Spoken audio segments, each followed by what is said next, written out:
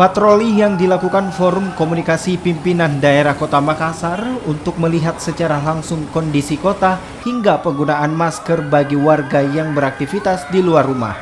Dalam patroli ini juga dilakukan himbauan pada masyarakat mengenai pemberlakuan pembatasan sosial berskala besar yang akan diterapkan pada tanggal 24 April hingga 7 Mei mendatang.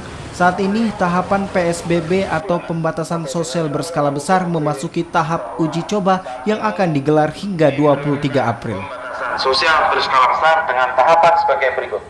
Tanggal 17 sampai dengan... Ya, selain kami membagikan sembako, kami juga akan melakukan patroli keliling kota, melihat kondisi kota Makassar, serta melihat bagaimana pelaksanaan PSBB ini, bagaimana pelaksanaan physical distancing, apakah semua memakai masker, termasuk juga bagaimana pelaksanaan dari apakah mereka menjalankan ketertiban, termasuk dalamnya dalam sistem transportasi, mencegah orang-orang berkumpul. Ya, kami akan melakukan patroli.